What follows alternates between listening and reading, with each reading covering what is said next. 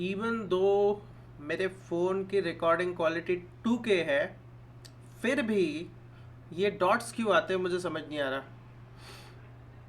अच्छे खासे वीडियो में ये डॉट्स लाके ऐसा फील होता है कि भाई बहुत सारी फोड़े फुंसियाँ पिंपल्स आ गए मेरे इसमें। लाइटिंग का भी इशू होगा, चेक करना पड़ेगा। चलो, हेलो गाइस। तो आज हम बात करने वाले डे 2, जो कि है never run out of things to say. और आज हम थोड़ी प्रैक्टिस करेंगे, थोड़ी ड्रिल करेंगे।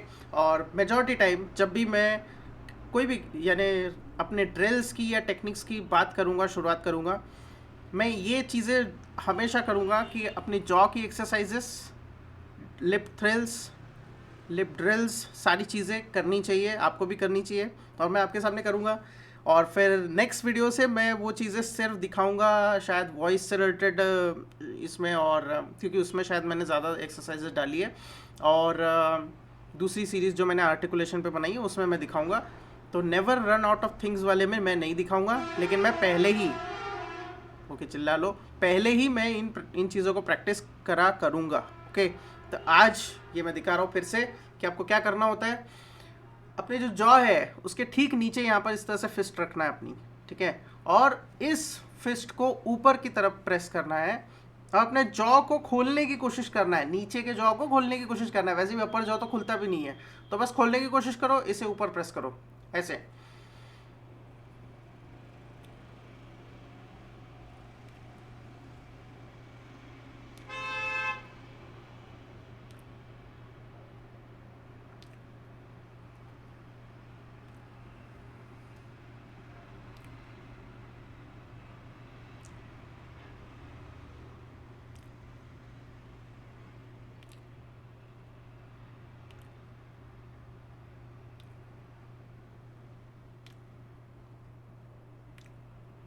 अब इससे क्या होगा, देखो गाइस, ये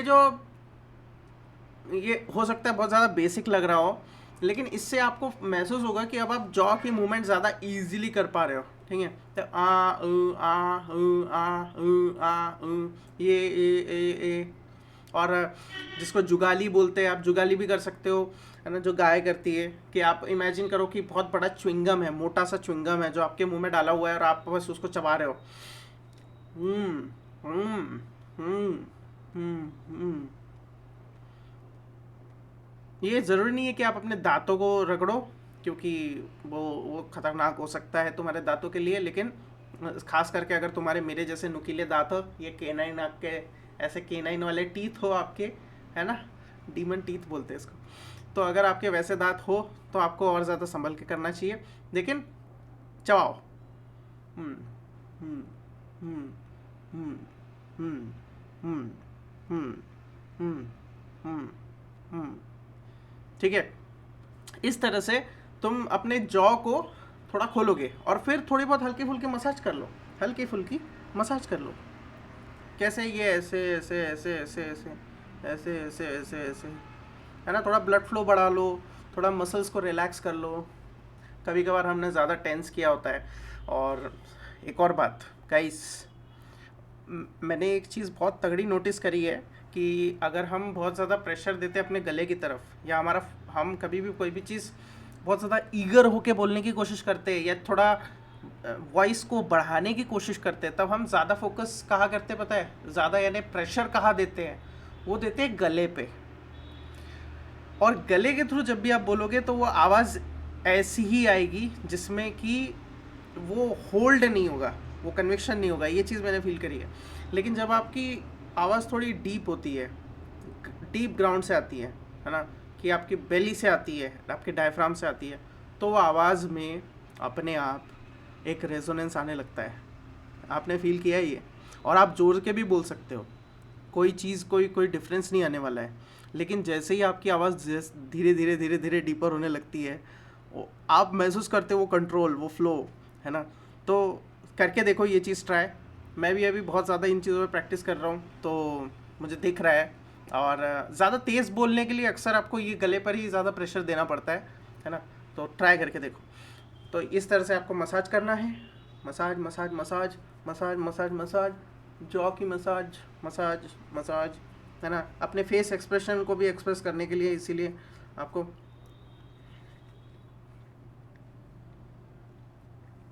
और जब आपने थोड़ा बहुत कर लिया तो फिर आप एक ड्रिल करके देखो। कौन सी ड्रिल? टंग ट्विस्टर्स। जैसे कि मैं करता हूँ, red leather yellow leather, red leather yellow leather, red leather yellow leather, red leather yellow leather, red leather yellow leather, है ना। तो क्या आप अच्छे से बोल पा रहे हो? आपकी टंग ट्विस्ट हो रही है या नहीं हो रही है? फिर उसके बाद लिप थ्रिल्स करो।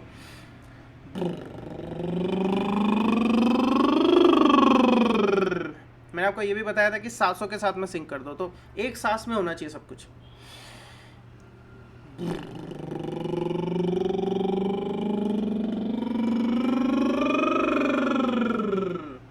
फ्लो हो सकता है, या फिर आप ऊपर जाओ फिर नीचे आओ, ऐसा भी कर सकते हो। जैसे कि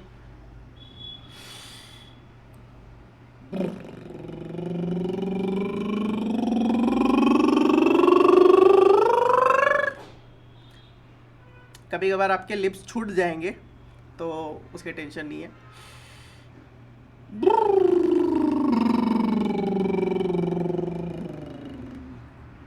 ओके, तो इसे नहीं कुछ तो 10 बार कर लोगे तो बहुत अच्छी फ्लेक्सिबिलिटी आ जाएगी।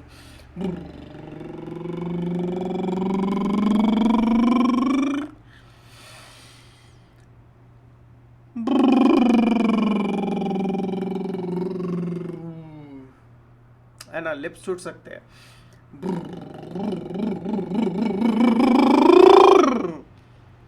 कोई गाना भी गा सकते हो।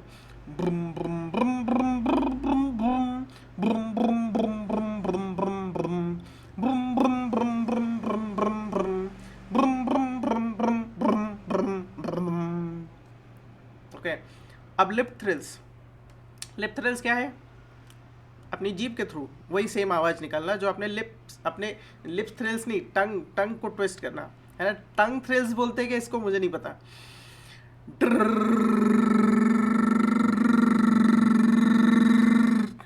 यहाँ पर आपको महसूस होगा गले पे प्रेशर वाइब्रेशन, और फिर यहाँ पर भी, ये जॉ के एरिया पे भी। ओके,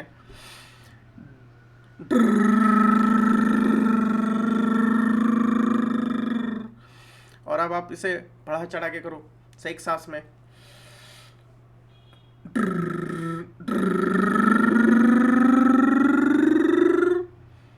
फिर नीचे जाओ,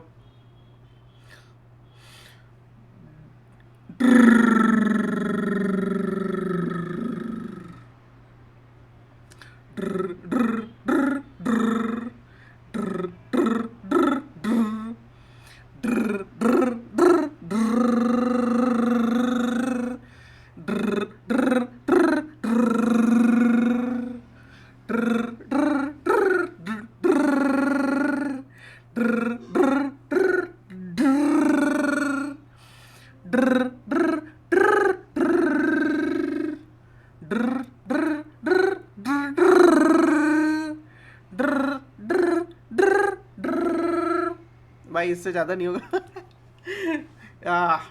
चलो, ये तो हो गया हमारी हल्की फुल्की एक्सरसाइज, है ना। तो अब इसके थ्रू हम बड़े इजीली आगे बढ़ सकते हैं। अब मैं आपको directly never run out of things to say वाली सीरीज़ में लेकर जा रहा हूँ। डे 2 है ये। ओके, फिर डे 3 से आपको ये एक्सरसाइजेस आपको देखने को नहीं मिलेगी, पर आप ये सोच के चलना कि मैंने ये किया होगा, मैं हमेशा करूँगा। ओके, तो शुरुआत करते हैं वर्ड एसोसिएशन चेन। मैंने आपको पहले वीडियो में बताया था कि ये होगी हमारी पहली प्रैक्टिस, कि वर्ड्स को एसोसिएट करो, एक वर्ड को दूसरे वर्ड से जोड़ो और उसके थ्रू एक कहानी बनाओ। कोशिश करो कि वो चीज़ें लिंक हो। तो मेरे पास ये पेन है और मैं क्या करूँगा, मैं वर्ड्स लिखता जाऊँगा, अपने दिमाग में आइडियाज़ आएंगे, जो भी आएंगे उनके बेस पे मैं वर्ड्स लिखूँगा और कोशिश करूँगा इसके बेस पे एक सेंटेंस बनाने की। ओके, तो पहला वर्ड जो होगा वो होगा लिंक्डइन।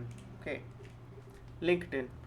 तो गाइज, लिंक्डइन पे मैंने प्रोफाइल खोली थी और मैं इसमें बहुत सारे पोस्ट करता हूँ वेब डेवलपमेंट से रिलेटेड और साइकोलॉजी से रिलेटेड, और बहुत ज़्यादा मज़ा आता है मुझे लिंक्डइन पे लोगों से जुड़ने में, कनेक्ट होने में। नए नए फाउंडर्स और CEOs, CTOs, designers, web designers, product designers, developers, इन सब से मेरी मुलाकात होती है, इन सब से मेरी अच्छी खासी कॉन्वर्जेशन होती है। और लिंक्डइन एक बहुत बहुत ही ज़्यादा प्रोफेशनल एनवायरनमेंट है, तो यहाँ पर हर कोई इतना तो भी तमीज़ रखता है कि कैसे लोगों से बात करनी है। तो ये एक बहुत ही बढ़िया प्लेटफॉर्म है अगर आपको प्रोफेशनल क्लाइंट्स चाहिए तो, साथ में अपनी पर्सनल ब्रांडिंग करनी है तो लिंक्डइन में इसीलिए बहुत ज़्यादा यूज़ करता हूँ। इवन मैं इंस्टाग्राम भी नहीं खोलता, मेरा इंस्टाग्राम का ऐसा काम है कि मैं अनइंस्टॉल करके इंस्टॉल करने के लिए रेडी हूँ, लेकिन मैं कभी भी इंस्टाग्राम, फेसबुक, इवन मैं यूट्यूब पे भी रील्स वील्स ये सब पे ज़्यादा टाइम वेस्ट नहीं करता। तो लिंक्डइन पे शायद मेरा टाइम जो है वो ज़्यादा जाता है rather देन दूसरे सोशल मीडिया ऐप्स पे। तो ये मैंने बोला लिंक्डइन के बारे में। वर्ड एसोसिएशन कर रहे हैं हम, ओके। अब लिंक्डइन के साथ में जोड़ो, क्या जोड़ सकते हैं? लिंक्डइन के साथ में हम जोड़ सकते हैं कोर्स, ठीक है। कोर्स कोर्स मतलब कोई भी कोर्स हम ले रहे हैं। तो जैसे कि मैंने भी बहुत सारे कोर्सेस लिए हैं। मैंने यूआई यूएक्स डिज़ाइन से रिलेटेड कोर्स लिया, तो मैंने उससे रिलेटेड फिर चीज़ें पोस्ट करनी शुरू कर दी। और उसके थ्रू आपको कम्युनिटी भी मिल जाती है। कोई भी कोर्स जब आप ज्वाइन करते हो तो वो आजकल डिस्कॉर्ड बिल्कुल मैंडेटरी हो गया है, तो डिस्कॉर्ड के थ्रू आप दूसरे लोगों से जुड़ जाते हो, फिर आप एक दूसरे के आइडियाज़ शेयर करते हो, और उन आइडियाज़ को फिर आप लिंक्डइन पे पोस्ट करते हो, तो लोगों को समझ में आता है कि अच्छा ये बंदा सीख भी रहा है, साथ ही साथ तुम्हारे पास कुछ बताने के लिए होता है। जब तुम लिंक्डइन पे पोस्ट कर रहे हो तो तुम उन कुछ रेयर लोगों में से हो जो कि पोस्ट कर रहे हैं, क्योंकि ये बात बिल्कुल सच है और इस पर डॉक्यूमेंट्री भी आ चुकी है कि भैया लोग आजकल इतने ज़्यादा पागल हो गए कंज्यूम करने में कि वो अब पोस्ट भी नहीं कर रहे हैं।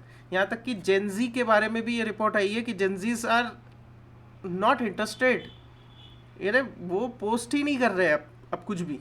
तो अगर पोस्ट करने वाले लोगों की संख्या कम हो रही है और कंज्यूमर्स की संख्या हमेशा बढ़ रही है, तो इसमें आपका ही फ़ायदा है, जो पोस्ट कर रहा है उसका ही सबसे ज़्यादा फ़ायदा है। तो इसके थ्रू मुझे बहुत ज़्यादा वॉच टाइम मिल जाता है, व्यू मिल जाते हैं। वॉच टाइम तो उसमें होता नहीं है लिंक्डइन पे, तो उसमें व्यूवर्स ही होते हैं, आपके इंप्रेशंस होते हैं, और कमेंट्स बहुत ज़्यादा हेल्प करते हैं। तो मुझे कमेंट्स भी मिल जाते हैं इंटरेस्टिंग, कि लोग दूसरे जो सीख रहे हैं वो भी लिंक्डइन पे जुड़े होते हैं, तो जो कोर्सेस ले रहे होते हैं वो मेरी पोस्ट पे इंटरेक्ट करते हैं, उसकी वजह से मेरी जो जो लिंक्डइन है वो प्रोफाइल अपने आप बूस्ट करती है। अब मैं नया वर्ड जोड़ रहा हूँ, थर्ड वर्ड, वो है फ़ोन। मेरा मेजॉरिटी काम फ़ोन से ही हो जाता है, चाहे वो अपसेलिंग हो किसी तरह की, या फिर इवन मार्केटिंग से रिलेटेड कोई भी काम हो, या फिर इवन कोल्ड कॉलिंग हो। ये सारी चीज़ें मैं फ़ोन के थ्रू ही कर लेता हूँ। और इवन मैं लिंक्डइन भी मैनेज, लिंक्डइन की भी पोस्ट वोट से रिलेटेड सारा काम मैं मोबाइल के थ्रू कर लेता हूँ। और साथ ही साथ मैं अपने जितने भी प्लेटफॉर्म्स हैं उनको जोड़ने का काम भी मोबाइल से ही कर लेता हूँ। आजकल एआई एजेंट्स का भी मैं यूज़ करता हूँ जो कि मेरे मोबाइल से जुड़े हुए हैं, तो वो बहुत ज़्यादा हेल्पफुल रहता है नई पोस्ट बनाने में। और इवन फ़ोटोज़ को एडिट करने में भी मैं मोबाइल का ही यूज़ करता हूँ मेजॉरिटी टाइम। जो कैनवा है उसका मेरे पास प्रीमियम है, तो मैं कैनवा के थ्रू एडिट कर लेता हूँ बहुत इजीली। तो ये तो हो गया फ़ोन के बारे में। अब ये भी हो सकता है कि आप एक ब्रांच क्रिएट करो कि लिंक्डइन का मैं यूज़ करता हूँ, लिंक्डइन का मैं यूज़ करता हूँ फ़ोन में, और उसी फ़ोन में, उसी सेम फ़ोन में मैं एक कोर्स भी ले रहा हूँ यूआई यूएक्स डिज़ाइन से रिलेटेड या वेब डेवलपमेंट से रिलेटेड, और मैं उस कोर्स के थ्रू लोगों से जुड़ा रहता हूँ। और इसके थ्रू अब मेरा अगला वर्ड आ रहा है डिस्कॉर्ड, है ना। डिस्कॉर्ड के बारे में जो बात करी है मैंने, तो मेरा जो दूसरा सोशल मीडिया प्लेटफॉर्म है जिस पे मैं सबसे ज़्यादा एक्टिव रहता हूँ वो है डिस्कॉर्ड। तो डिस्कॉर्ड के थ्रू बहुत ज़्यादा हेल्पफुल रहता है कि आप दूसरे कम्युनिटी के मेंबर्स से जुड़ पाते हो, और ये हल्का फुल्का टेलीग्राम वाला वाइब देता है, और साथ में ऐसा लगता है कि भाई ये गेमर्स के लिए बना है बिल्कुल। तो हम कई बार गेमिंग भी करते हैं इसमें, जो इंटरनल जो गेमिंग है, मैं भी जैसे पिक्सल आर्ट से रिलेटेड या फिर गन शूटिंग से रिलेटेड बहुत सारे गेम्स हैं इनके पास, रेसिंग से रिलेटेड बहुत सारे गेम्स हैं, तो हम अक्सर पार्टिसिपेट करते हैं इसमें, और हम बहुत सारे अपने प्रोजेक्ट्स शेयर करते हैं।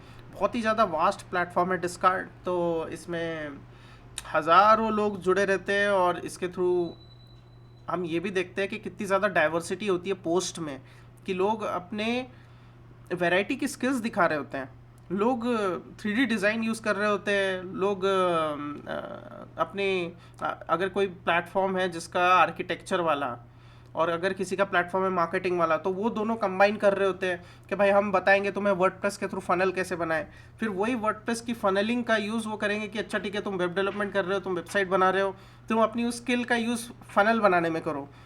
तो तो इस तरह से मल्टीपल स्किल्स और मल्टीपल वैरायटी के लोग आकर के एक जगह पे जुड़ते हैं, डिस्कॉर्ड इसमें हेल्प करता है। तो इस तरह से आप जब इस तरह से एसोसिएशन करोगे, मैंने 4 वर्ड्स लिए और एक स्टोरी बनाने की कोशिश करी साथ में जोड़ के, तो ये होता है वर्ड एसोसिएशन। ओके, अपने आप से ही बोल के देखो जितना हो सके ज़्यादा। कोई ज़रूरी नहीं है कि नहीं भाई हमें तो कोई बहुत ही इंटरेस्टिंग कहानी बनानी है, बट जितनी ज़्यादा हो सके ये ड्रिल्स करना चाहिए, जो कि मैं रेगुलरली करता रहता हूँ और उच पटांग से स्टोरीज बनाता रहता हूँ। ग्रेट, आगे बढ़ते हैं। Expand the topic drill. Second है take one idea and force yourself to explain it in 3 different ways. Take one idea, तो फिर ऐसा कौन सा आइडिया है जो कि आप 3 डिफरेंट एरियाज से बता सकते हो, अलग अलग तरीक़ों से बता सकते हो। जैसे कि मेरे दिमाग में आ रहा है ऑडियो बुक, तो ऑडियो बुक के बारे में मैं सोच रहा हूँ। ऑडियो बुक के बारे में हम एक लॉजिकल व्यू देंगे, दूसरा फिर हम देंगे कोई स्टोरी बेस, और तीसरे में हम थोड़ा एग्जैजरेट कर सकते हैं। तो देखो फैक्ट बेस क्या है, तो logically speaking audio books are really great and greater than reading a book. Why? Because audio book अगर आप पढ़ते हो, सुनते हो, तो आप बहुत ज़्यादा जल्दी, पढ़ने से ज़्यादा जल्दी रिटेन करते हो, यानी चीज़ों को दिमाग में डालते हो। ऑडियो बुक का फ़ायदा ये होता है कि ये एक्सेसिबिलिटी देता है आपको, मतलब कि आप कहीं आप जा रहे हो, घूम रहे हो, कुछ भी कर रहे हो, तो ऑडियो बुक्स आपको बहुत ज़्यादा हेल्प करती है चीज़ों को याद करने में, चीज़ों को समझने में, रादर देन कि भाई आप अपनी बुक पढ़ के चलो। क्योंकि आप कभी भी कहीं भी जा कर के ऐसे बुक खोल के नहीं बैठ सकते, लोग भी थोड़ा अजीब से रिएक्ट करते हैं, फिर तुम्हारा ध्यान उन पे ही होता है कि लोग तुम्हारी बुक्स की तरफ देख रहे होते हैं, तो हो सकता है तुम्हारा अटेंशन वहाँ पे नहीं बन रहा हो। तो बेटर है कि ईयरफोन लगाओ अपने कान में और बस अपने सुनते जाओ ऑडियो बुक। स्टोरी बेस हम क्या बता सकते हैं? स्टोरी बेस ऑडियो बुक, मेरा एक जो एक्सपीरियंस रहा है ऑडियो बुक के साथ वो ये रहा है कि हमेशा जब भी मैं अपने लोकल एरियाज़ में रहा हूँ जहाँ पर लोग मुझे जानते हैं, चेहरा बहुत अच्छे से पहचानते हैं, तो अगर मैं कभी मॉर्निंग वॉक पे निकल रहा हूँ, इवनिंग वॉक पे निकल रहा हूँ, तो अक्सर मैं ऑडियो बुक ही सुनता हूँ। क्योंकि इससे फ़ायदा ये होता है, लोगों को पता होता है कि ऑडियो बुक सुन रहा है, तो अगर मेरा ईयरफोन ऐसे लगा हुआ है तो अगर कोई शख्स है जिसको मुझे हाई नहीं करना है, कोई शख्स है जिसकी आवाज़ मुझे बिल्कुल अनसुनी करनी है, तो वो सबसे हेल्पफुल होता है। वो ज़्यादा रूड भी नहीं लगता कि अच्छा ठीक है, बंदे ने ईयरफोन लगाया हुआ है, वो ऑडियो बुक सुन रहा होगा, अपने धुन में जा रहा है। तो अगर उस शख्स को सच में कुछ इंपॉर्टेंट होगा तो वो सीधे सामने आ जाएगा और बोलेगा भाई यार तू अपनी बुक सुन रहा है, थोड़ा ईयरफोन निकाल और बात कर, है ना। लेकिन अगर ज़्यादा इंपॉर्टेंस नहीं होगी तो कम से कम मैं उस इररिलेवेंट पर्सन से तो दूरी हो जाऊंगा कि भाई ठीक है यार ये मेरा टाइम वेस्ट करेगा। ओके, तो ये होता है ऑडियो बुक का फ़ायदा। नेक्स्ट है कि चलो अब इसके एग्जैजरेशन करते हैं, या फिर एग्जैजरेशन मीन्स कि मतलब इसके अगेंस्ट बोल के देखते हैं। तो अगेंस्ट में कुछ ऐसा होगा कि भाई ऑडियो बुक जो है ना, उसकी जो एक सबसे बड़ी प्रॉब्लम है, अगर तुम्हारा ध्यान सुनने में नहीं है तो तुम्हारा कॉम्प्रिहेंशन बहुत ही ज़्यादा बेकार होगा। जिन लोगों को फोकस करने में दिक्कत होती है, वो अगर रीड करके कोई बुक पढ़ रहे हैं तो वो ज़्यादा अच्छा है रादर देन कि ऑडियो बुक, क्योंकि सेंटेंस कब का निकल चुका होगा और तुम उसी के बारे में सोच रहे होंगे कि अच्छा क्या बोला था इसने, समझ रहा हूँ मैं, और तब तक ये नेक्स्ट सेंटेंस आ रहा होगा। तो कई बार हमें कॉम्प्रिहेंड करने में, चीज़ों को अंडरस्टैंड करने में ऑडियो बुक हेल्प नहीं करता है। वो जल्दी पढ़ने में तो हेल्प कर सकता है, but reading a book is really great. और आप उंगली बिल्कुल ऐसे उंगली रख के ऐसे वन बाय वन पढ़ सकते हो। तो ये है फ़ायदा ऑडियो बुक के बजाय रीड करने का। तो इस तरह से आप एक्सपैंड कर सकते हो एक पूरे के पूरे टॉपिक को। नेक्स्ट है बिलीफ फ्लिप एक्सरसाइज। अब देखो बिलीफ फ्लिप एक्सरसाइज, पिछली बार मैंने बताया था कि भाई state a belief, social media is a good for society, और फिर सबसे पहले आप उसके साथ दो कि सोशल मीडिया क्यों है अच्छा सोसाइटी के लिए, और फिर उसके बाद अगला बिलीफ सेट करो कि भाई सोशल मीडिया क्यों good is not good for society, क्यों अच्छा नहीं है सोसाइटी के लिए, और फिर इस पे आर्गूमेंट दो। ये बहुत ही अच्छी एक्सरसाइज है क्योंकि ये तुम्हें थोड़ा वर्सेटाइल बनाती है। तो देखो जैसे कि मैंने पिछले वीडियो में यही टॉपिक लिया था, तो अगली बार अब मैं लेता हूँ टॉपिक, हाँ मेरे पीछे वाइट बोर्ड आपको दिख रहा होगा, दिख रहा है नहीं दिख रहा है? हाँ दिख रहा है। ठीक है, तो वाइट बोर्ड पे मैं लेता हूँ कि वाइट बोर्ड जो है आपको वाइट बोर्ड पे क्यों लिखना चाहिए, और बड़ा, और मुझे पता नहीं ज़्यादा आएगा कि नहीं आएगा आइडिया, लेकिन कोशिश कर रहा हूँ मैं। तो देखो वाइट बोर्ड पे आपको इसीलिए लिखना चाहिए क्योंकि आप इस पे अपने ब्रॉड आइडियाज़, ब्रॉड इमेजिनेशन बहुत ही ईजिली लिख सकते हो। दूसरी बात, आप इसे एफर्टलेसली यूज़ कर सकते हो, रैदर देन कि आप पेन के थ्रू बुक पे लिख रहे हो, फिर वो चीज़ वही के वही रहेगी। आप इस पे लिखो, अगर आपको लग रहा है कि कुछ गड़बड़ है, टेम्पररी पेन से लिख रहे हो, ईजिली इसको मिटा सकते हो। तो आप अपने वेग आइडियाज़ को बहुत ही ईजिली यहाँ पे पुट कर सकते हो। वाइट बोर्ड का एक और फ़ायदा ये है कि आप अपने जो स्टिकी नोट्स है उनको वहाँ पे चिपका सकते हो और फिर आइडियाज़ को एक स्ट्रक्चर दे सकते हो या माइंड मैपिंग कर सकते हो। और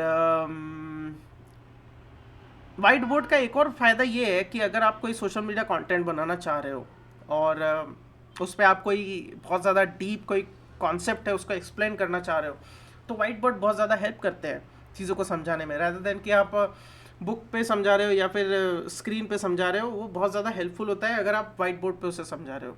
और इवन लोगों को एक स्कूल वाला फील भी आता है, जो तुम्हारे व्यूवर्स हैं उनको बिल्कुल एक स्कूल वाला नॉस्टैल्जिया भी फील होता है। तो ये है फ़ायदे वाइट बोर्ड के यूज़ करने के। वाइट बोर्ड को यूज़ करने के नुकसान, तो भाई वाइट बोर्ड को नुकसान क्या हो सकते हैं?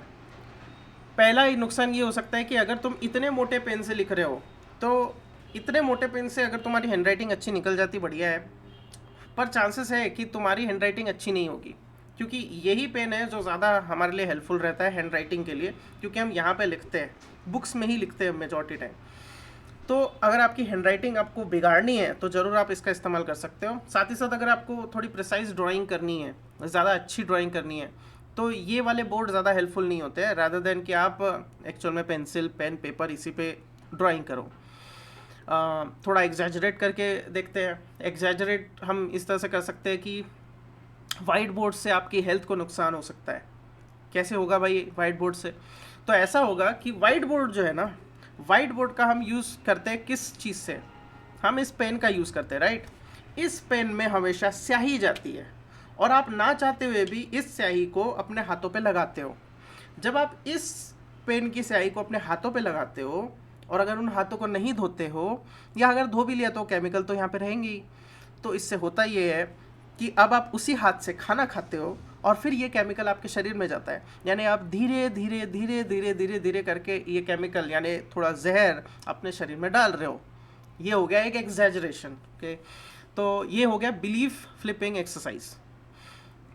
नेक्स्ट है narration practice. Guys, narration practice दो तरह से हो सकती है कि आप नरेट कर रहे हो, आप जो कर रहे हो उन्हीं चीज़ों को, आप कुछ भी नरेट कर सकते हो।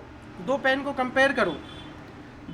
कंपेयर करो और उसे नरेट करो, इन दोनों की स्टोरी को नरेट करो कि भाई ये है झिंगू, ये है टिंगू, ठीक है, झिंगू टिंगू, या फिर मोटू पतलू आपने देखा हो तो ये मोटू ये पतलू, तो भाई ये मोटू है ये पतलू है। और मैं अक्सर, यार इतनी आवाज़ क्यों करते हैं ये लोग, कोई नहीं रोक रहा इनको तब भी आवाज़ करते हैं। तो ये है मोटू ये है पतलू। जब भी मैं रात को सो जाता हूँ तो सोते हुए कभी कभार मैं सोचता हूँ कि भाई ये दोनों एक दूसरे के बारे में क्या सोचते होंगे, क्या बातचीत करते होंगे एक दूसरे के साथ में। ये इसका मजाक उड़ाता होगा, ए पतला क्या रे, तू तो मेरे जितनी स्याही भी होल्ड नहीं कर सकता, मैं तो मेरे अंदर तो स्याही 2 बार डाली जा सकती, 3 बार डाली जा सकती, मैं तो रीयूजेबल हूँ, तेरे को तो कोई भी फेंक देगा, क्या रे, ठीक है। ये बोलता है हाँ ठीक है भाई, मेरे को कोई भी फेंक देगा, मेरा कोई यूज़ नहीं करेगा तो क्या, लेकिन मेरे आइडियाज़ तो बुक्स पे जाते हैं, मेरे आइडियाज़ तो टिकते तो भी है, तेरे आइडियाज़ तो बोर्ड पे जाते हैं और कब के मिट भी जाते हैं, बता तेरा कोई रेलेवेंस है? तो इस तरह से ये लोग कॉन्वर्जेशन करते होंगे। तो तुम्हें नरेट करना है, ओके, कोई भी चीज़ नरेट करो, तुम अपनी डेली लाइफ नरेट करो, है ना, और आउट लाउड थोड़ा ज़ोर से बोलो, तो बोलने में नहीं शर्माना है ना, थोड़ा चिल्ला के बोलो। क्योंकि यार एक चीज़ है जिसके बारे में आपने सोचना चाहिए, बाहर नेगेटिविटी बहुत ज़्यादा है, राइट, बहुत ज़्यादा है, अति हो गई है अब तो। तुम सोशल मीडिया पे जाओगे, तुम यूट्यूब खोलोगे, कुछ भी खोलोगे, हर कंटेंट एक तरह से एक नेगेटिव फीलिंग दे रहा है, right.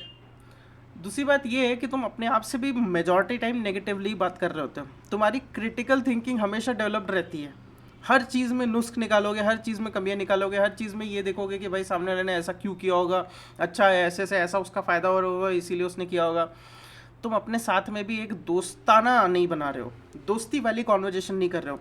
Have fun with your self, have fun with your self. ये मैं अकेला बैठा हुआ भी तुम्हारे सामने कैमरे पे बात कर रहा हूँ, मैं ऐसा मान के चल रहा हूँ कि लोग मुझे देख रहे हैं, बहुत सारे लोग देख रहे हैं, हो सकता है इन फ्यूचर बहुत सारे लोग देखें जेन्युइनली, लेकिन अभी ये चैनल एक बहुत ही इनिशियल फेज़ में है। तो मुझे एक्चुअल में मैं क्या कर रहा हूँ, ये एक तरह का पागलपन है कि आप अपने आप से बात कर रहे हो। ये ऐसा ही हुआ ना कि सामने एक बेजन कैमरा है और ये एक माइक है और मैं उससे बात कर रहा हूँ, एक्सप्रेस कर रहा हूँ अपने आप को। तो ये पागलपन लग सकता है। आज से अगर 1000 साल पहले कोई शख्स ऐसा मुझे देखता और मैं इस तरह से बात कर रहा हूँ तो वो बोलता है ये पागल हो गया है, राइट। लेकिन ये चीज़ समझना ज़रूरी है कि क्या हम अपने आप से फ़न कर रहे हैं। मुझे ये चीज़ करके मज़ा आता है, ये मेरे लिए फ़न है, इसलिए मैं कर रहा हूँ। तो तुम अपने आप से जिस तरह से बातें करते हो उसी तरह से तुम बनते हो। ये बात तुम्हें भी पता होगी कि जैसा हम सोचते हैं वैसा हम बनते हैं। तो रैदर देन कि हमारा जो डिफ़ॉल्ट स्टेट है वो तो नेगेटिव है ही, रैदर देन कि हम अपने आप को और ज़्यादा गिराएं, रिजेंटमेंट फील करें, अपनी हर एक चीज़ पे डाउट करें, वो तो हम कर ही रहे हैं, बाय डिफ़ॉल्ट कर रहे हैं। तो उस पर ध्यान देने की ज़रूरत ही नहीं है। क्रिटिकल थिंकिंग की लोग बात करते हैं, पर क्रिटिकल थिंकर हम है ऑलरेडी। हमारा दिमाग बना हुआ है प्रॉब्लम्स को ढूंढने में और प्रॉब्लम्स के अंदर नुस्ख निकालने में। तो हमारे अंदर ब्लेम गेम की आदत है ऑलरेडी, उसको एक्टिवेट करने की ज़रूरत नहीं है और इन्हांस करने की ज़रूरत नहीं है। उल्टा है, हमें तो और ज़्यादा ये इन्हांस करने की ज़रूरत है खुद के साथ मज़ा कैसे करें, है ना, खुद के साथ कंफर्टेबल कैसे फील करें। If you are not comfortable with your self, how you are going to talk to someone else. No matter ये सब टॉपिक्स वॉपिक्स, ये स्किल्स टेक्निक्स, ये सब तो धूमिल हो जाएगी अगर तुम अपने साथ ही कंफर्टेबल नहीं हो। तुम्हें अगर कोई भी पसंद नहीं करता और तुम्हें किसी कोने में धकेल देते लोग, तो भाई क्या तुम में दम है उस कोने में भी मज़े से बैठने का? कि भाई तुम 10 लोगों के बीच में बैठे हो, 10 में से 9 तुमसे नफरत कर रहे हैं, 10 में से 9 को तुम पसंद नहीं हो, क्या तुम में दम है उनके बीच में मज़े से बैठने का? कि भाई मेरे को घंटा फर्क पड़ता है तुम लोगों से, तुम लोग बात करो या ना करो, मैं अपना मज़े से बैठा हूँ, ठीक है, मैं उस शो को एंजॉय करूँगा जो हो रहा है। या फिर बोर भी हो रहा हूँ ना मैं, तो मैं मज़े से बोर होऊंगा, मेरे को कोई फ़र्क नहीं पड़ता। ले लो तुम मेरा मोबाइल, ले लो जो सारी चीज़ें ले लो, मैं अपना दोस्त हूँ। That's very important quality, okay. तो never run out of things to say में ये एक बहुत इंपॉर्टेंट फैक्टर आता है कि what you are right now, है ना, what you are feeling right now. And feeling से मेरा मतलब ये नहीं कि मूड क्या है, मूड तो वैसे ही चेंज हो सकता है, but what kind of feelings you are seeking. Are you seeking for satisfaction, freedom, उस तरह की चीज़ों की तरफ ध्यान है आपका, या फिर आपका ध्यान है रिजेंटमेंट, जेलसी? यही सारी चीज़ें डिसाइड करेगी कि फिर तुम्हारी कॉन्वर्जेशन कैसी होगी, सामने वाले को कितने तुम फील होंगे कि यार ये कितना फ्रेंडली है, कितना इजीली हम इसके साथ कॉन्वर्जेशन कर सकते हैं, है ना। क्योंकि दुनिया बहुत बड़ी है यार। अगर तुम्हारे अभी के हालात में ऐसी सिचुएशन है कि तुम्हें कोई भी पसंद नहीं करता, ऐसा तुम्हें लगता है, मिल जाएंगे तुम्हें लोग, है ना। अपने आप से मज़ा तो करना शुरू करो पहले, तो आगे बढ़ते हैं। ये थोड़ा मोटिवेशनल हो गया। तो गाइज नेक्स्ट होता है story expansion drill. Story expansion drill कैसी होती है? टेक अ शॉर्ट स्टोरी, कोई भी एक शॉर्ट स्टोरी लो। मैं एक बार देख लेता हूँ टाइम कितना है। ओ माय गॉड 28 मिनट, और मैं अभी से 5वां पॉइंट बता रहा हूँ, वाओ। तो गाइज स्टोरी एक्सपेंशन ड्रिल ये क्या होती है?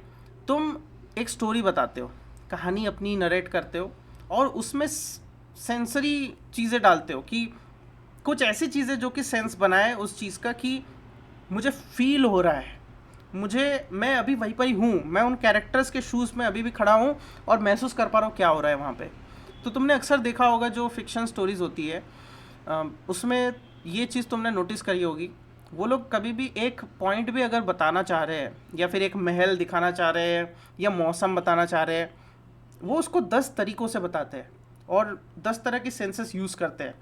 कि बारिश की जो बूंदें हैं वो नीचे टप टप टप टप करके बह रही है ना, आवाज़ आ रही है उस तरह की।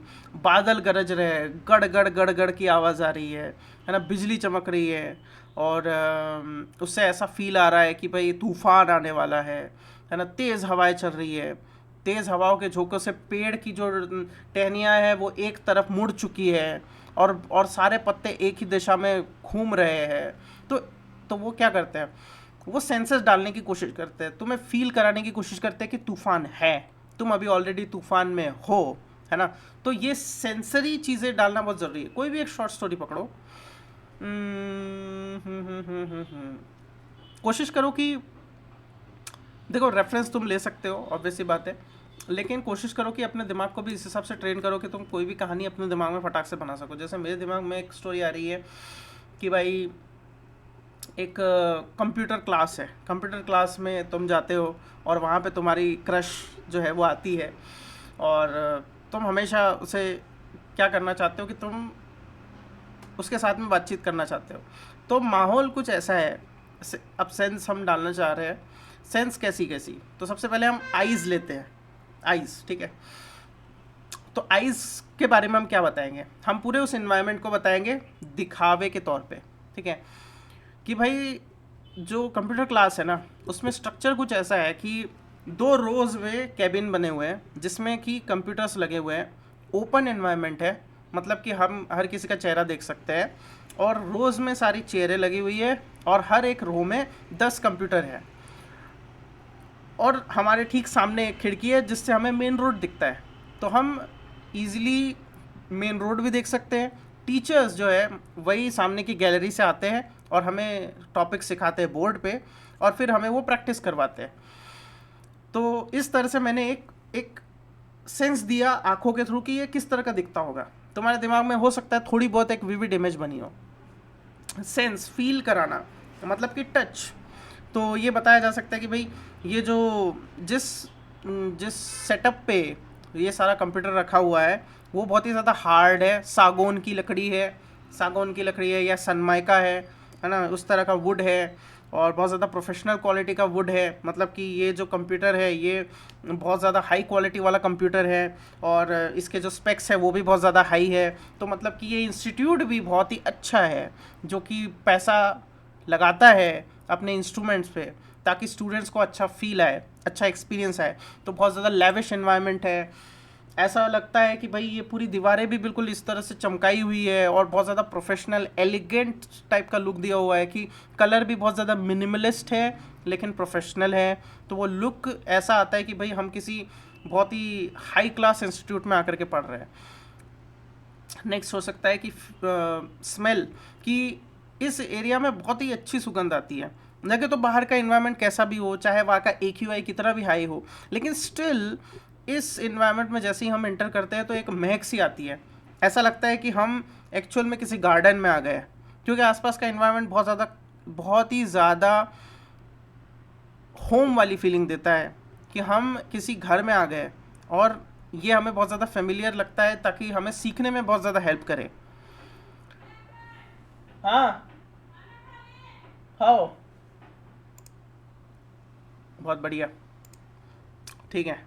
तो फिर नेक्स्ट है क्वेश्चन स्टॉर्मिंग।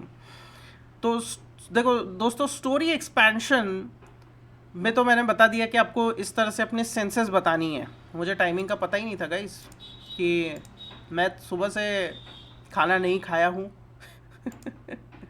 सुबह से मैंने इसलिए नहीं खाया क्योंकि मैं सुबह खाता ही नहीं हूँ, मेरा इंटरमिटेंट फास्टिंग चल रहा होता है। ओके, तो इसके थ्रू मुझे ये तो समझ में आ गया कि गाइस आप्पे बने हैं, आप्पे, क्या आप खाना चाहेंगे? आप में से जो भी आप्पे खाना चाहेगा वो कमेंट कर सकता है। मेरे घर में आप्पे बने हैं। क्या आपको पता है आप्पे क्या होता है? ठीक है, ओके। तो फिर से वापस ड्रिल पे आते हैं। मैंने स्टोरी एक्सपेंशन बता दिया, मुझे जब जल्दी से बताना पड़ेगा आपको। तो देखो, question storming, pick a topic and generate 10 questions about it. कोई भी एक टॉपिक निकालो और उससे रिगार्डिंग बहुत सारे क्वेश्चंस तैयार करो। मेक श्योर कि वो बहुत ज़्यादा लीनियर ना हो, क्योंकि थोड़े ज़्यादा यानी क्या है, देखो क्वेश्चनिंग एक बहुत ही अच्छी क्वालिटी है। अगर तुम में ये काबिलियत आ जाए कि तुम यूनिक क्वेश्चंस बना सकते हो तो बहुत ज़्यादा हेल्पफुल रहता है। तो हाँ, ये बात तुम याद रखो कि क्वेश्चनिंग के लिए तो तुम वही एक तरीका यूज़ करोगे कि भाई व्हाट है, वाई है, वेयर है, व्हेन है, हु है ना, हाउ है। तो यही 6-7 चीज़ें तुम क्वेश्चन के लिए बनाओगे। लेकिन ये मेक श्योर करना कि तुम पर्सपेक्टिव डिफरेंट चुन रहे हो। तो वो हो सकता है कि भाई कोई कोई घूमने जा रहा है, ठीक है, अब तुम घूमने जाने की तैयारी कर रहे हो और फिर वो घूमने जाके आ गया, अब तुम उससे बातचीत करना चाह रहे हो ताकि वो जिस जगह पे गया है उससे कुछ इंटरेस्टिंग निकाल सको और उसके भी पर्सपेक्टिव को देख सको कि वो उसने कितना इन्जॉय किया। हो सकता है उसका सफ़र बहुत ज़्यादा अच्छा नहीं गया हो या अच्छा गया हो, तो चलो उसकी फीलिंग निकालते हैं कि भाई पहला तो सवाल यही हो सकता है कि भाई सफ़र कैसा रहा। अच्छा वो बता सकता है कि हाँ यार बड़ा मज़ा आया, हम गए थे भैया, कौन सी जगह गए थे, हम मान के चलो उज्जैन गए थे और वहाँ पर बहुत सारे मंदिर है, महाकालेश्वर मंदिर है, और फिर बड़ा अच्छा ट्रिप रहा हमारा। हमने दर्शन किए और बहुत सारे वहाँ पे मंदिर हैं, तो वहाँ पे ऑटोज़ भी बहुत सारे हैं, तो इजी रहा हमारे लिए। एक दिन में ही हमने बहुत सारे मंदिर देख लिए। और फिर हम वहाँ पर गए जहाँ पर नदी है और बहुत अच्छा व्यू था वहाँ पे, हमने डुबकी भी लगाई और वहाँ पे नाव की भी सवारी करी। बढ़िया, बहुत बढ़िया। फिर नेक्स्ट सवाल हो सकता है कि क्या बात कर रहे हैं, नाव की सवारी करी? तो यार वहाँ पे उस नाव में पानी वानी, आसपास मछलियाँ वछलियाँ भी थी, ऐसा इन्वायरमेंट था कि तुझे लग रहा हो कि भाई तू किसी बिल्कुल फॉरेन के किसी लैंड में आ गया है। तो वो बोलेगा नहीं यार, फॉरेन लैंड की तो बात ही नहीं है, ये लैंड बिल्कुल अपनी वाली फीलिंग देता है कि भाई हमारे आर्किटेक्चर, हमारे एरिया की फीलिंग देता है। ऐसा लगता है कि भाई हम आज से 50 साल 60 साल पहले आ गए हैं, 70 साल पहले आ गए हैं, 100 साल पहले की उस इन्वायरमेंट में आ गए हैं। वहाँ पर तुम्हें जो स्टेयरकेस दिखती है, वहाँ पर जो इन्वायरमेंट तुम्हें दिखता है, लोग, इवन जो मंत्र है, तुम्हारे मंत्र उच्चारण भी तुम्हें सुनाई दे रहा होता है, तो बड़ा बढ़िया है।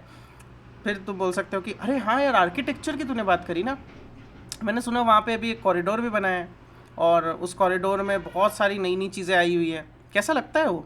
तो फिर वो बताएगा कि भाई अरे यार वो तो सबसे बेस्ट जगह है, मतलब तुम वहाँ पे घूमो और लोग तुम्हें सबसे ज़्यादा वहीं पर ही दिखेंगे, सबसे ज़्यादा भीड़ भी तुम्हें वहीं पर ही दिखेगी। अभी भी बहुत सारी चीज़ें हैं जो कंस्ट्रक्शन में चल रही है, लेकिन मेजॉरिटी चीज़ें उन्होंने बना ली है। और वहाँ पर वाटरफॉल्स है, वहाँ से व्यू भी बहुत ज़बरदस्त आता है। बहुत बहुत ऐसे ऐसे स्पॉट्स हैं जहाँ पर तुम अच्छी अच्छी फ़ोटोज़ ले सकते हो। समझ रहे हो? मतलब तुम क्वेश्चंस पूछते हो, क्वेश्चन पे क्वेश्चन बनाते हो, कोशिश करते हो थोड़ा रेलेवेंट क्वेश्चंस पूछने की, और फिर उसी पे तुम खुद ही टॉपिक बनाते हो। ओके, तो ये हेल्पफुल ड्रिल है। नेक्स्ट है रैंडम ऑब्जेक्ट कॉमेंट्री। मतलब क्या? Pick any object in the room, talk about it for 2 minutes. वही मैंने किया। मैंने क्या किया, मैंने 2 पेन उठाए और दोनों पेन के जरिए, दूसरा पेन कहाँ गया, हाँ ये रहा, ये मैंने पेन उठाए थे और इसी के जरिए मैंने एक स्टोरी बनाई थी। तो इस तरह से तुम 2 ऑब्जेक्ट चुनो, 3 ऑब्जेक्ट्स चुनो और उनको कंपेयर करो, डायरी को कंपेयर करो, माइक को कंपेयर करो, और इसके थ्रू तुम स्टोरी बनाओ। उसकी हिस्ट्री पे जा सकते हो, ज्योग्राफी पे जा सकते हो, जैसे जाओ वैसे जाओ। उन पे जोक्स करो, कमेंट्री करो, और एक दूसरे को एनिमी बना दो, उनके कैरेक्टर डेवलपमेंट करो। अगली बार मैं ज़रूर इन 2 पेनों का कैरेक्टर डेवलपमेंट करूँगा। ओके, मोटू और पतलू का। टॉपिक ब्रांचिंग ड्रिल, ये भी बिल्कुल वैसी है guys. Start with one topic, deliberate branch. तो ये बिल्कुल ऐसा है कि तुम एक ब्रांच में चीज़ें रखते हो। जैसे कि यहाँ पे मैंने लिखा हुआ है books, libraries, architectures and human memory. तो बुक्स जो है वो बहुत ज़्यादा अच्छी होती है हमारे माइंड को डेवलप करने के लिए, इसीलिए मैं बहुत ज़्यादा बुक्स पढ़ता हूँ। बुक्स को पढ़ने के लिए मैं लाइब्रेरीज़ में जाता हूँ। उन लाइब्रेरीज़ का आर्किटेक्चर बहुत ज़बरदस्त है और इसीलिए फिर मेरा इंटरेस्ट आर्किटेक्चर में बहुत ज़्यादा बन गया, तो मैं आर्किटेक्चर से रिलेटेड चीज़ें पढ़ने लग गया। उसके बाद ह्यूमन मेमोरी वर्ड है यहाँ पे, तो ह्यूमन मेमोरी, जब मैंने आर्किटेक्चर को पढ़ना शुरू किया तो मैंने एक चीज़ नोटिस करी कि मेरी मेमोरी बहुत ज़्यादा वीक है। तो इसलिए फिर मैंने ह्यूमन मेमोरी और माइंड कैसे काम करता है इससे रिगार्डिंग प्रैक्टिसेस और ड्रिल्स करनी शुरू करी, जो कि मेरे लिए हेल्पफुल रहा आर्किटेक्चर से रिलेटेड एग्जाम्पल्स को अच्छे से दिमाग में डालने के लिए, है ना। तो इस तरह से तुम टॉपिक्स को एक सिंक में, कॉन्वर्जेशनल रेंज में डालते हो। ओके, नेक्स्ट है ह्यूमर ट्विस्ट प्रैक्टिस। तो guys, take a normal sentence and add a playful exaggeration और ट्विस्ट। गाइस, इसको मैं अभी रोकूंगा क्योंकि ह्यूमर पे मेरी एक वीडियो आने वाली है जो कि इसी सीरीज़ का पार्ट रहेगी। मतलब कि मैं never run out of things to say में ह्यूमर और टीजिंग और इससे रिलेटेड और भी चीज़ें होगी, वो भी मैं इसमें ऐड करूँगा, तो आपके लिए बहुत ज़्यादा हेल्पफुल रहेगा। ओके, तो इसलिए मैं यहाँ पर अभी कुछ नहीं बोल रहा हूँ, बस ये मैंने लिखा हुआ है कि take a normal sentence and add a playful exaggeration और ट्विस्ट। देखो, ह्यूमर अगर मैं बिल्कुल शॉर्ट बताऊँ, ज़्यादातर जो कॉमेडियंस है वो जिस तरह का ह्यूमर करते हैं, वो ह्यूमर बहुत ही सिंपल होता है और वो क्या करते हैं, छोटी छोटी चीज़ें ढूंढते हैं अपने आसपास और उसी में से कुछ ना कुछ निकालते हैं। तुम देखना ज़्यादातर कॉमेडियंस को, और मैं उस पर तुम्हें बताऊँगा अभी कि कैसे वो करते हैं। बट बहुत ही कम रूल्स होते हैं गाइस, कॉमेडी करने के बहुत ही कम रूल्स होते हैं कि तुम या तो चीज़ों को एग्जैजरेट करते हो, बहुत ज़्यादा आगे तक लेकर जाते हो, कि जहाँ पे जैसे अनुराग बस्सी का तुमने सुना होगा कि वो अपना होटल शायद रेंट की कहानी सुना रहा होता है, जिसमें बता रहा होता है कि भैया हम तो चढ़े ही जा रहे थे, चढ़े ही जा रहे थे, वो कभी आ ही नहीं रहा था रूम। जब वो रूम आया तो हमने रूम का देखा कि भाई उसमें इतना भी साइज़ नहीं है कि उसमें पैसे भी आ सके, पैसे तक नहीं रख सकते उसमें, इतना छोटा रूम। फिर जब हमें नीचे जाना था तो हमने पैराशूट से लैंडिंग करी। पैराशूट से आते ही हमारे नीचे पैर के नीचे मोमोज आ गए। मोमोज आए तो पता चला कि अच्छा, सड़क पे मोमोज का जो फ़ायदा है वो ये है कि सॉफ्ट लैंडिंग हो सके। तो कितना एग्जैजरेशन है। तो वो अक्सर एग्जैजरेट करते हैं और फिर वो मिसडायरेक्शन करते हैं। पहले वो पूरा टॉपिक बताएंगे और फिर उस टॉपिक को ही घुमा देंगे, राइट। समय रहना सबसे ज़्यादा इस चीज़ का यूज़ करता है कि वो टॉपिक बताता है फिर एकदम से उसको घुमा देता है ना। और साथ ही साथ समय रहना की एक और क्वालिटी कि वो सेल्फ डेप्रिकेटिंग टाइप की कॉमेडी करता है।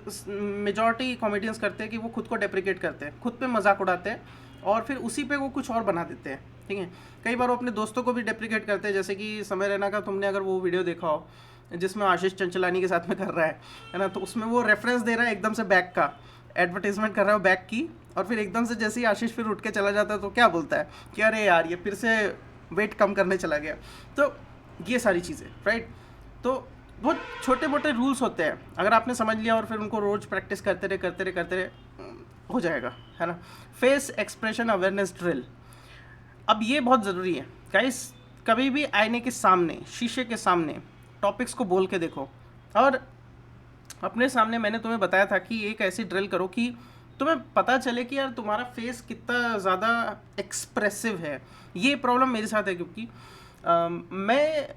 मैं अगर अंदर से भी बहुत अच्छा फील कर रहा हूँ, बहुत ही बढ़िया, मैं अपने आप में बहुत ज़्यादा रिलैक्स फील करता हूँ, मोस्ट ऑफ द टाइम मैं बहुत ज़्यादा रिलैक्स और पीसफुल फील करता हूँ।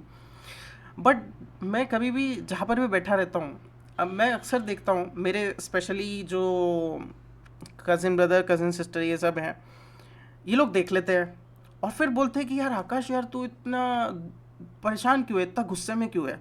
और मैं सोचता हूँ मैं गुस्से में, है ऐसा कैसे हो सकता है। मैं तो अपना सोच रहा हूँ यार, बहुत इंटरेस्टिंग चीज़ें अपने दिमाग में सोच रहा हूँ और मुझे अंदर से फील भी हो रहा है, मुझे मज़ा भी आ रहा है, और स्टिल इन्हें मेरे चेहरे से ऐसा लग रहा है कि भाई ये गुस्से में है। तो ये एक बहुत बड़ी प्रॉब्लम है गाइस, ये एक बहुत बड़ी प्रॉब्लम है कि अगर तुम्हारा चेहरा सही चीज़ें पोर्ट्रे नहीं कर रहा, उल्टा रिवर्स जा रहा है, और स्पेशली अगर तुम्हारा फेस बिल्कुल मेरे जैसा है जिसको आदत पड़ी हुई है बिल्कुल सिंपल रखने की, हो सकता है मतलब ऐसा होता हो कि अंदर ही अंदर तो थॉट अलग चल रहे हो लेकिन मेरा फेस वो चीज़ नहीं दिखा पाता हो, तो आपको ये एक सिंक बैठाना होगा। मतलब अपने थॉट्स, अपने माइंड और अपनी कॉन्शियसनेस को, अपने थॉट्स को और अपने बाहर का जो आपका फेस का जो एक्सप्रेशन है, जो मसल्स हैं, उसके साथ में जोड़ना होगा। उसके लिए आप क्या कर सकते हो, अपने आप को एक कॉमेडी लाइन सुनाओ और तब देखो कि तुम्हारे एक्सप्रेशन कितने अच्छे हैं। तुम एक बार कैमरे के सामने रहो और कोई भी स्टैंड अप कॉमेडी तुम देख सकते हो और उस टाइम पे देखो अपने चेहरे के एक्सप्रेशन कि तुम्हें कितना मज़ा आ रहा है। जब भी तुम हंस रहे हो तो अपने फेस एक्सप्रेशन पे हमेशा ध्यान देना कि किस तरह से हंस रहे हो, ओके। अगर तुम्हें एक चीज़ दिखती है कि शीशे में जब भी तुम हंस रहे हो तो तुम्हारे फेस बहुत ज़्यादा यानी पाउट कर रहा है या बहुत ज़्यादा, तो चांसेस है कि तुम्हारी मसल्स उसके लिए एक्टिव नहीं है ना। मतलब कि बहुत ज़्यादा एक ही जगह पे तुम्हारा फेस आ जा रहा है हंसते वक्त या रोते वक्त या फिर दूसरे एक्सप्रेशन जैसे शॉक ये सब दिखाते वक्त।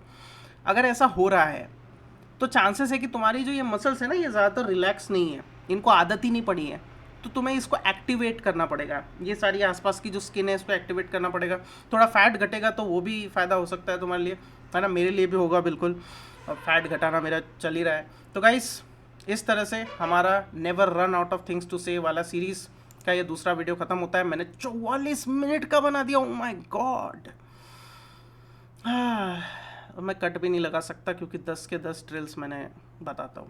खैर कोई बात नहीं गाइस, इधर उधर की बातें मैं रेयरली करता हूँ। तो चलो, उम्मीद है कि तुम्हें समझ में आया सारी चीज़ें। मिलते हैं नेक्स्ट वीडियो में, तब तक के लिए सारे वीडियोस देखो, keep it simple, build it bold.